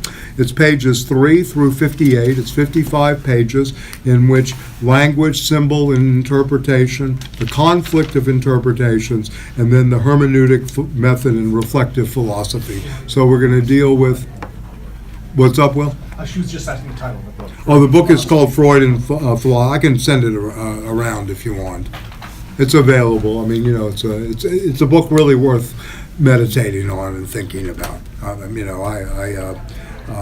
It's an impressive work, to put it mildly. Yeah, I mean, There's a PDF that you can get, I think, for free. I'm not sure if from the Russians or from internal Russians, yeah. the Russians. Okay, well, we'll get Arto and Josh on that, and we'll figure it out. It's actually it's easily accessible online. Okay. Well, what I'd like to do is, first of all, situate Freud vis-a-vis, interpretation, right, and vis-a-vis the analytic and what a hermeneutic conflict would be. Yes. Are you going to put this chapter online? Yeah, we can. If we can find the PDF, we'll put it online. But we're going to read the whole. I'm going to try to read the whole book, as much as I can. Yeah. I mean, is that too much? I mean, it's in 3 books. It's the problematic, how you problematized, and I'll talk a little bit about problematization, schema, and this kind of thing, and where he's getting this from, the problematic. Then the analytic is the reading of Freud, right? How to read Freud, right? Is the next step, and that's going to be a longer thing. That's very long, and then we'll talk about eros, thanatos, and anarchy. The Greek word for necessity, right? The pleasure principle, the reality principle, and then finally the dialectic, which is really between epistemology. Is it between psychology and phenomenology, and how do we get to the subject, and then ultimately, what is the teleology? Does this end? Can we get a goal and an objective for psychoanalysis ultimately? And then how do we approach the symbol in the world? The approaches to the symbol. And I'll do a little bit of background on Ricoeur as well. This is again a major French philosopher, not one of, quote, the left, right? Even though he had left leanings, he was really basically ultimately a high-level Christian philosopher, in the sense of not being a, quote, practicing going to church Christian, but he still fell within that Catholicism into which he was born, and of which part of the phenomenological movement was still very active with, right? I missed the name. Ricoeur. Oh, Ricoeur. Yeah, Paul Ricoeur. Yeah, and I mean, I know many This is people. The book that we will be using?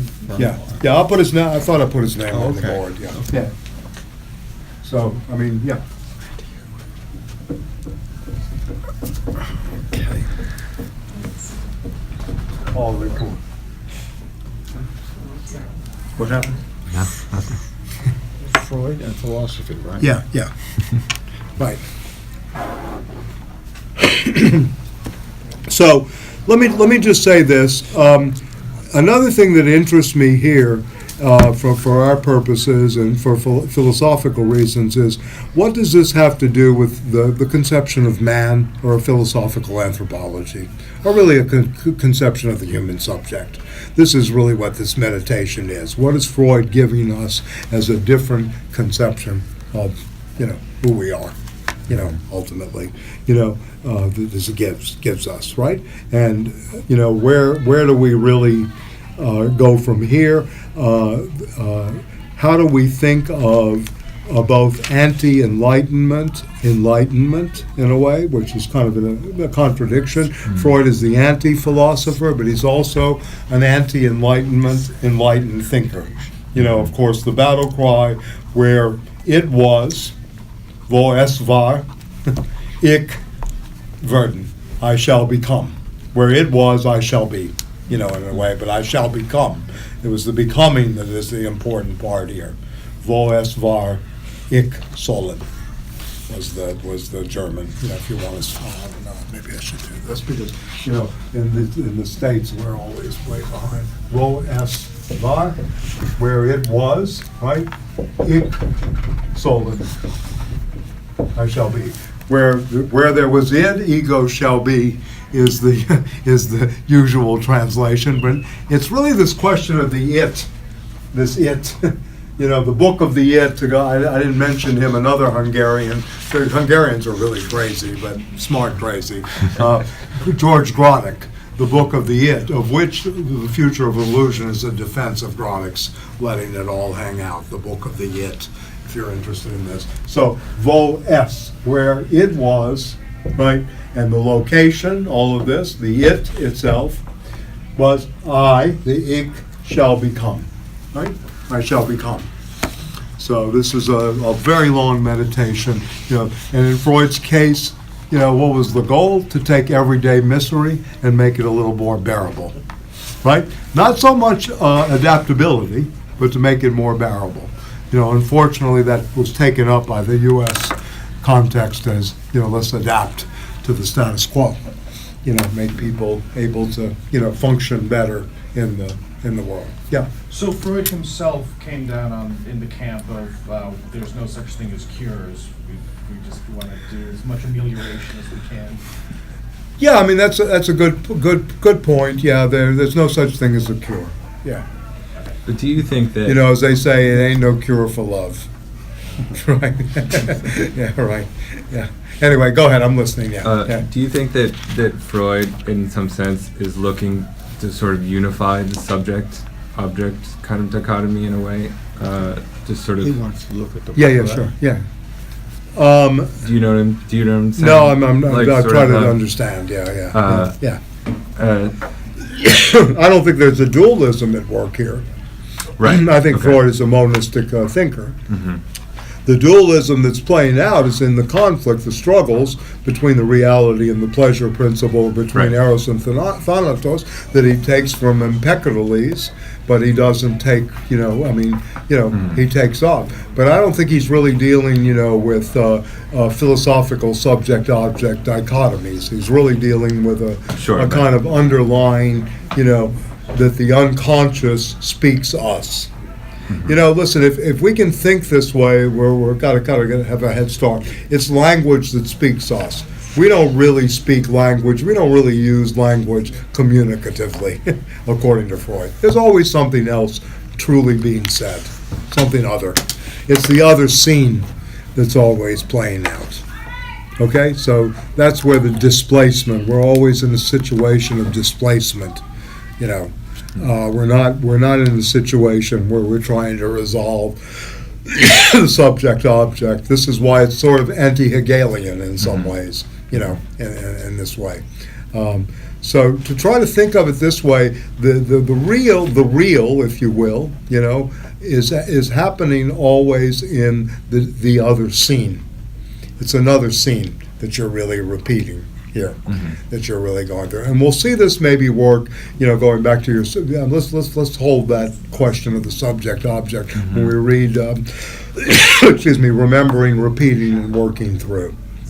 This animetic exercise that's based on repetition and that works through, because in that you're going to begin to see a kind of unity play out, but at the same time, this is the way to go back to what Will was saying, there's Right. no cure. For Freud, there's only abreaction, the cathartic moment, to put it in the thing. There's only the abreactive. You're abreacting a neurosis. You're making the neurosis bearable. You're trying to transform that into a creative, moment, right? Yeah. And this is happening through the talking cure.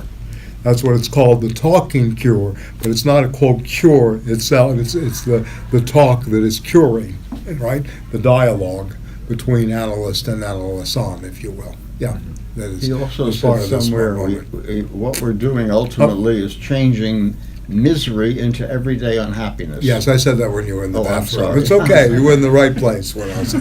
Yeah, according to Freud. Telepathic. I Yeah, heard you. right. Yeah. So anyway, okay, you guys can find it. Yeah. You can find it. You found the It's text. a PDF, yeah. Oh, great. Okay, I was fantastic. gonna send Good. it to you, but it's Oh. too big for an email, so. It's okay. Josh will be able to We'll figure figure it it out. out. I'm sure. Yeah. Right. Did you say Ricoeur was Catholic? Yeah, he was Catholic in background. Listen, there are So was Heidegger, there are so four was major Heidegger. journals in France that played out since World War II. Esprit was the Catholic journal, right? Les Temps Modernes was Sartre's journal, which was basically based on existential and then existential Marxism, right? There's Critique, of which Georges Bataille was the head of, which was more literally oriented, right? And then there was the Tel Quel group for a little while, which was Derrida, Philippe Solers, Julia Kristeva, and others. And some of you may know Julia Kristeva, who's also a practicing analyst and theorist. She wrote on the essay on objection. She's become a theorist. She was part of the Lacanian camp, in the beginning. And, now she's gone her own way in many ways. And has written on religion and faith, too. Yeah? Still practicing and still, I think she still comes to the United States on occasion. I'm not sure if she has she had an academic appointment, I think, at Columbia for a while. But anyway, she was one of the major. The other people, going back to this whole thing of language speaking us, Marie Cardinal, a book worth reading if you're interested in clinical, quote, cure, talking cure. She wrote a book. She was an Algerian woman who had a breakdown and then had an analysis with Lacan. She wrote a book called The Words to Say It. That was her, literary venture into a cure. The Words to Say It. Marie Cardinal was her name, right? And listen, going back to the French analytical scene, Marie Bonaparte, who actually sold jewels and was a descendant of Napoleon and was wealthy and was the head of the French Psychoanalytic Association, sold jewels to get Freud out of Germany. she sold Jules to buy him passage, right? Get him And, out you know, of the the famous story when he comes across the border and the French ask him, how did you find the Gestapo? And he said, I can highly recommend them to anybody, right?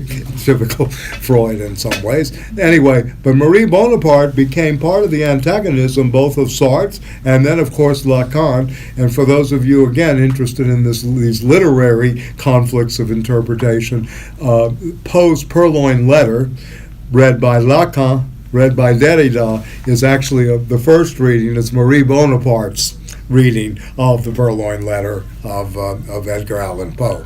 So Edgar Allan Poe has a long history in the French Psychoanalytic Association, just like the tale of the three caskets and the Sandman and Freud, you know, in a lot of ways. So this is, again, look, the richness of all of this, and this is something I think the so-called left, right, is always missing, is that this psychoanalysis, in some ways, has opened up such rich territory vis-a-vis religion, anthropology, literature, relationships to philosophy. All of these domains, you know, in a way, was always already untapped, you know, through until we got to this. Giza Roheim, another Hungarian, in terms of his work on the primitive, the so-called primitive.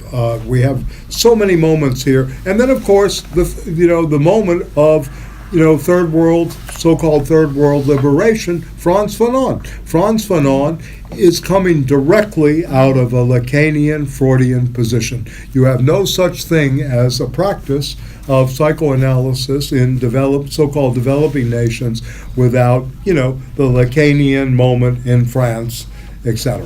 This really opened up tremendous territory.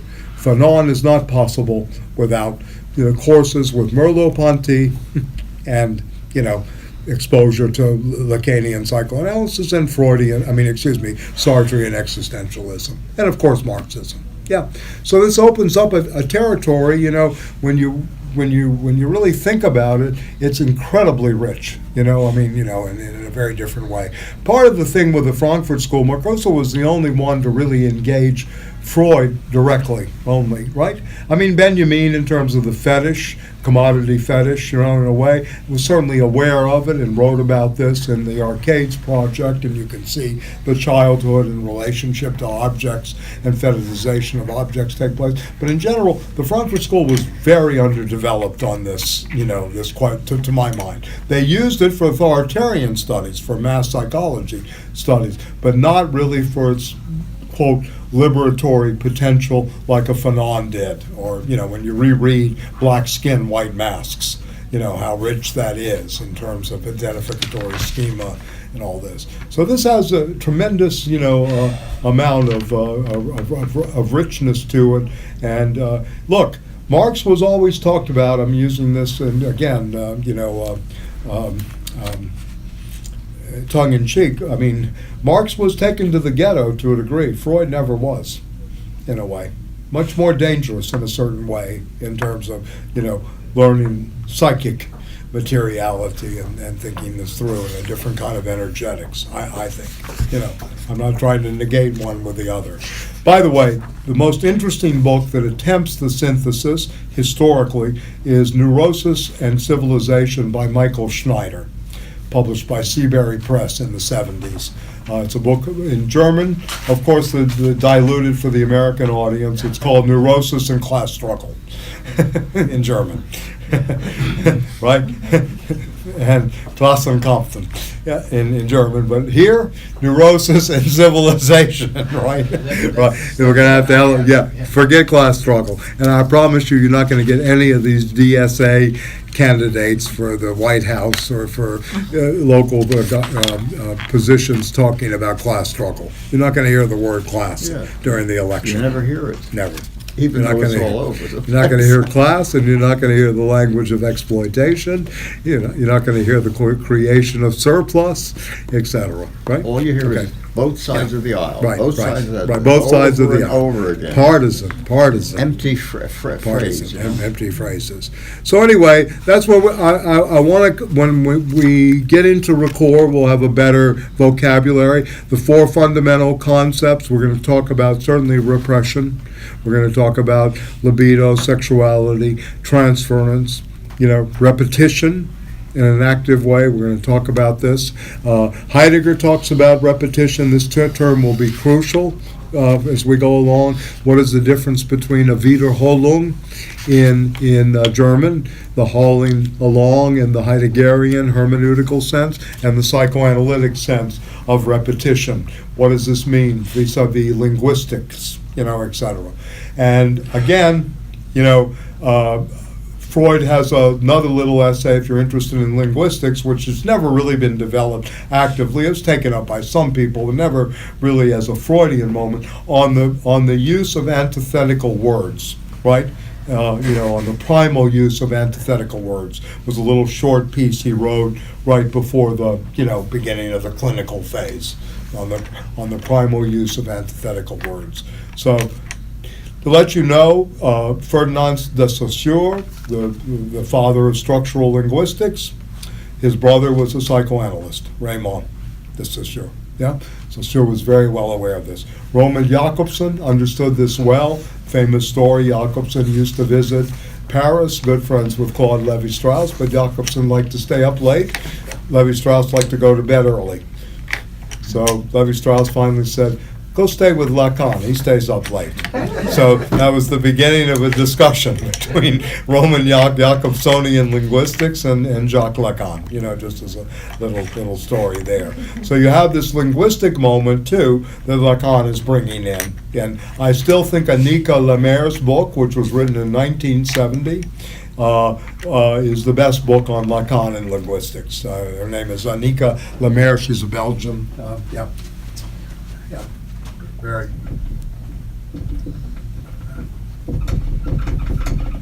Annika Lemaire. I think it's just called Jacques Lacan. Yeah. And then, of course, you have the Heideggerian approach from the Jesuit William Richardson, the philosopher, Lacan and language. So if you're interested in these other thematics, right, vis-a-vis language being determined in theoretical practice, these are some people to go to. Yeah. Lacan acknowledged this book, like Sartre was acknowledged, R.D. Lang and Cooper as the only people to understand him. Lacan, recognized Tony Wilden's book in English and Lemaire's book on his linguistic background, right? Yeah. So anyway, these are all relations. So another thing I want to go into to kind of bring it up to date is we'll talk a lot about the 80s and the 90s, some of the battles that take place between the Kohut faction, self-psychology, self-psychoanalysis, the function of the self in modern period. What does this mean? Of where Ricoeur somewhat ends up, right, versus that of the Lacanian moment of, their is, ego psychology is made in USA psychology, is really it. Made in USA being a reference to Godard's film, with Anna Karina and others. So we'll talk about that too as well. Self-psychology, how did that come to be? What is the self versus the ego? Lacan does not think there is an ego.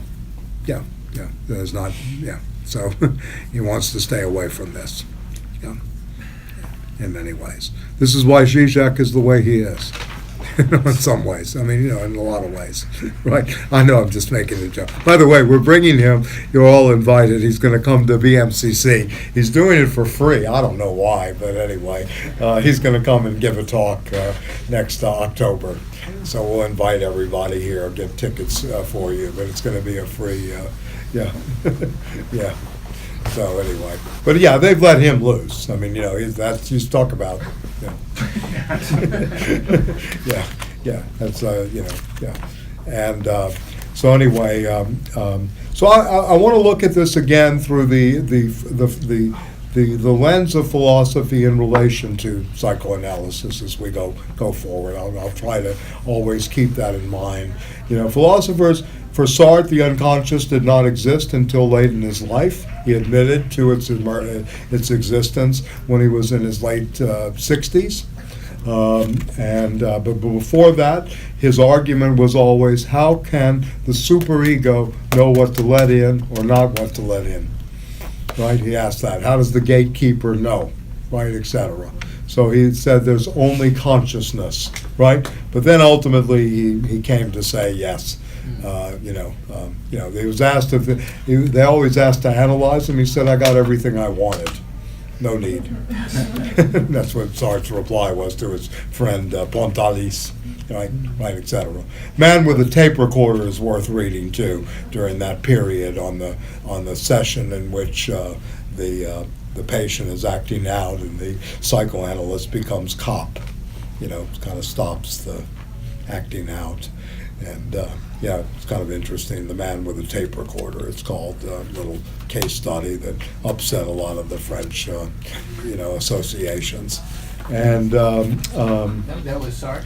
Sartre, yeah, wrote it, yeah. It was a case that was given to him by Jean Pontalis, his friend. Sartre was friends with a lot of these people, so with that crowd, and, yeah. Again, another thing is the vocabulary of psychoanalysis. Okay, thank you. Yeah, okay. Jean Laplanche and Daniel Lagache, the psychoanalytic encyclopedia terms, language of psychoanalysis, it's called. Worth having. It gives you a lot of the vocabulary. Again, the appropriation is using these German words and using them productively so that we can read. Lacan never said he was a Lacanian. Lacanian. He always said, I am a Freudian. This was his life goal, was to return to Freud. Yeah. There's a parallel with Althusser's return To Marx. Exactly. Yeah. Exactly. So this was a return to textuality, if you will, in its most deepest materiality, I think. And the text is materiality. Yes. Yeah. I looked up the word aporia in Webster's, and it wasn't even there. I think I know what it means. Aporia. Yeah, it's a Greek word. What does it mean? Elizabeth knows what it means. Aporia. It means a dead end. Yeah, it's a dead end. You don't have any passage anymore. Cul-de-sac. Yeah. It's a cul-de-sac, but more powerful than a cul-de-sac. That's where It's we not really even in are. Webster's. Daniel Webster didn't put it in? I looked at it. What was wrong with him? He didn't have any training in ancient Greek. Too abstract. I guess so. Too Hellenic. Yeah, too Hellenic, yeah. Aporia comes from porous and the alpha privative. It's away from the passage. There's no way through. You use it in the course description. Yes, that's well, why I looked it up. We are in an aporia. I mean, nobody can say legitimate I am, in a certain way. I mean, there's very, very little of this really going on in terms of, identity formation. And at the same time, nobody's really thinking through difference. Everything is, kind of mixed down. I'm this, I'm that, I'm that. This is. We this. wind up with Trump. Yeah, and in many ways. I mean, this is. It's very, very, very difficult to peg. You can read symptoms all over the place, but what is the quote? The beginning of the steps out, or whatever. Or what are we, again, this was a question that was posed when Stanley, myself, Rick Wolf, Peter Bratsis, and others were trying to build this, quote, a manifesto for a left turn. We had a friend on the West Coast, Jeff Lustig, who passed away recently, but he said, what do you sell? What do you have to offer? Right, in a sense. What does the left really have to give at this point? And that's a good question, right? Right? I mean, that's a good question. What do you give? I mean, are we forming a critical mass? Are we giving a new kind of notion of a therapeutic community? I mean, we know we need this. These are all very good questions. But we don't have, you don't have receptors. The anti-intellectualism is off the charts. I mean, in some ways. I mean, the anti-intellectualism, it was bad. back in the day, but today, forget it. I mean, who reads books? There are no receptors Right, anymore. right. I feel bad with assigning 50 pages. I mean, but anyway, I'll read it anyway. We all feel bad. Yeah, you all feel bad. I know. Maybe more than 50 pages, how slow we go, it's a slow train a coming here. Right. But anyway, I was thinking a lot. I mean, I re-listened to. I have a good friend who's a Bob Dylan expert, and I actually taught a course, a 3-week seminar on St. Augustine and Dylan, based on I Dreamed I Saw St. Augustine many moons ago in the 70s. And anyway, I was thinking a lot about Dylan, Highway 61 Revisited. This is absolutely right on target. What we're going through. Mac the Finger said to Louis the King, I got 40 red, white, and blue shoestrings and 1,000 telephones that won't ring. Do you have any idea where I can get rid of these things? And Louis the King said, let me think for a minute, son. Yes, I do believe we can sell them down on Highway 61. So everything is building bleachers in the sun to watch the Trump drama, watch the dissipation of it. Look at this. You got an admissions officer at a major California school taking $20,000 a month in bribes to get kids into school. You got moms, of TV actresses, etc., well-heeled, spending up to $500,000 to get. They don't even try to get them into Princeton. They go to second-rate schools. This is the level of the absurdity we've got. And of course, we know we're just at the tip of the iceberg with all this. I mean, who knows? I mean, if it's happening at USC, they're taking $20,000. No telling how much they're hiding up at the Ivy schools or at MIT and these places.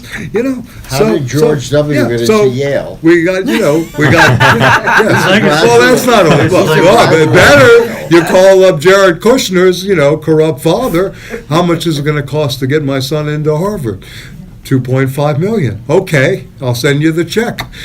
Nobody remembers Jared Kushner at Harvard. I don't think he went to classes. Right? So who cares? I mean, really at this point. I mean, when you really think about this level, Guy Debord couldn't dream this up in terms of the society of the spectacle and the commodification of the images. So this is what we're dealing. I mean, unfortunately, and I don't know, I don't believe in a life after death. So I'd like to go out with a little bit of substance of, for lack of a better term, soul or whatever. I mean, it's unbelievable, right? I mean, we're waiting all week long for a report that's going to tell us that our jails are filled with black and Hispanics, and we can't let some of them out because we're not going to have any indictments because they're in there. We can't let these people out to put Manafort and Michael and Cohn and about a cast of hundreds of others into jail cells. As Gil Scott-Caron used to say, Richard Nixon got a place in San Clemente. Right, brother Richard X got 25 years for possession of a joint. We haven't gone too far, in this period. So, yeah. Anyway, I've been, kind of listening to some of those things that I think are very relevant, and in a sense, it proves Freud in some ways right. The return of the repressed, and remembering, repeating, and working through can be of great value. It can be very, very painful, but it can be at the same time of great value. No, it's a spectacle. Listen, why is it that everybody and their grandmother is in the presidential race? They've learned this from Trump. They want brands. This has nothing to do with, in my opinion, politics or public civil servants. Maybe for Bernie Sanders in a way, who paved the way, a few years ago. But give me a break. Beto or whatever this character's name is, this kind of guy that looks like he's out of River Oaks in Houston, Texas. I mean, yeah. I mean, honestly. Basketball player. Yeah, exactly. What basketball player? Oh, he's a basketball player? No, he looks like a... Well, I'd vote for Kareem, but if it was yeah. So anyway, I mean, all of this to me is very relevant today in terms of us, going on. You know, and we have many people that have written about this in the United States. There's an abundance, as we know, of literature about psychoanalysis. One of my most traumatic events in New York was the closing of Bruno Maisel on Union Square, the old psychoanalytic bookstore, where you could go up and you had all these wonderful, I still have volumes from there, you know. Yeah, what were we going to say? Yeah. Yeah, the latest entry is this guy, Buttigieg. Buttigieg. Well, wait, he's, you know, his father is I a was about to Gramsci say, scholar. I his know his father father. was He passed away. He said Yeah. he was a, you know. No, he's a lefty. Yeah. He's a communist Well, in no, some ways. The son is not. No, well, I know that. No, Yeah. he touts, I'm from the center of the country, the heartland, and South Well, Bend, yeah, which yeah. is basically a university town, but Yeah, no- yeah. Notre Dame, which he Yeah. doesn't mention, but Yeah. but he did say his father came from Malta, and I immediately thought of. Well, Joe Buttigieg was the Yeah. person who was doing the Gramsci, you know, the prison notebooks in its entirety. It was an uncompleted project because Edward Said died, and Said was basically the foundation money at Columbia to get this project done with the press. A translator, was he? Is that- No, well, he what was- translated, but he also went through the archive. You know, we don't have all of Gramsci's works in English. They're in Italian, but not everything in English. It's So, interesting. So yeah. Kamala Harris had left his father, and They don't talk. Ask Rachel. He lives in Jamaica. He lives in Kingston. Donald Harris was a Marxist economist on the West Coast. Father? Yeah, Donald Harris. Yeah. Yeah. But it'll be interesting when She went the way of the mother. I'm not saying anything's wrong with that. She went to Montreal, and she went to Westmount High School in Montreal. Yeah. Yeah, I know Westmount High School because I'm up there a lot, you know, et cetera. That's the English And now the reports in the local Montreal, some people say she was very nice, others say she was completely snobbish. So this is now the new journalistic, you know. Yeah. It'll be interesting when the Republicans get a hold of Buttigieg's family background with. He's not a threat to them right now. They're more worried about Bernie Sanders Yeah, I and know, but if yeah. they Yeah. should it Yeah, happen? I think they're really worried about Bernie. So my view right now is that Sanders is the only one that's capable of beating Trump. I may be wrong, but I think he's the only one. I don't think Kamala Harris has a chance in southern states. Or she might take California, New York, and maybe another couple of places, What about but she's not going to play in the Elizabeth Warren? Midwest. What And about- Elizabeth Warren's got too much of the, excuse my language again, schoolmarmness about her. I think about this in terms of, you know, the image, right, what's being projected. At least Bernie has the experience. There's some youth galvanized around him, et cetera, you know, yeah. Cornell would get to finally go to the White House. Right. Yeah, you be standing next to him with the black coat on. Yeah, brother Bernie. Yeah. Right. Yeah. He and Adolph Reed. Right. They're still working for him. They're the intelligentsia on the race question for Bernie. And our old friend, I don't know if you ever met Heather Godney, but she's high up in the Sanders organization. She wrote a book called Crashing the Party about her experience with Bernie in 2016, and now she's head of our revolution, or deputy director of policy. You know, whatever that means. I don't know. You know, she already told us we want jobs. We don't want to work, Heather. Why do you put that in the program? We don't need to work. Yeah, jobs? You want a job? Yeah, it's like the Book of Job. You know, that's the same signifier, if you will. Yeah, suffering. But anyway, all to say, I mean, I hope we're able to do a lot of work. I know we didn't get to the text today, so why don't we start with this and the record next time? I don't know, is this readable to most people? I mean, you know, it's pretty he's a very good writer. That's another thing about Chapter Freud. 7 of It's the- amazing. No, the unconscious that's up there, not chapter 7. No, the unconscious that's on the website. Oh. This is chapter 6 of General Psychological Theory, papers on metapsychology. And, we're going to read this. We're going to read the record up to the first part, the problematic, right? And then we'll take it from there. Yeah. And We just need email. And I want to recommend one other thing to read if you're interested in this whole thing about another person I forgot to mention who was really a leftist, and I think just as important as Reich, but not really thought about much, Otto Fenichel. his papers on psychoanalysis, and he had the round table. They have this meeting always. Fenichel is very important of never selling out Freud's fundamental theories. You know, he did not go the way of the Freudian neo-revisionists. So we'll also talk about him too. Email? Yeah. think he Otto has it, but- Fenichel. Yeah. I know, it's just so that we have, so I can send you the reading out. Yeah, send the reading. So we can send the Okay? reading to you. So the reading of Freud, and we'll go up to page the whole problematic in Ricord, because this will give us some grounding in the philosophical language. We want to. Bye bye. Yeah. Yeah. I think So good. I did We have okay everybody. today. I did 2 hours and You guys 10 check minutes it. instead of 4 hours. so I'll make separate lists. Terminal. Okay. For Terminal. each class. Yeah. Age of Anxiety is starting next week. Yeah, we're going to start next week with a reading, and you get a copy of the book, and I think some are on order, maybe not everybody, but we'll do chapter 1, and I'll introduce the course, and then Peter will be back this next week, and we're going to read W.H. Auden's Baroque Eclogue, he calls it The Age of Anxiety, the poem, and we're going to read Mauricio Lazzarato, The Making of Indebted Man, and Eric Fromm's Escape from Freedom, which in the I read that vernacular years ago. was Escape from Frida, the wife. Yeah. But anyway, who was yeah. Would you like this? I was meant to give it to someone, and I didn't.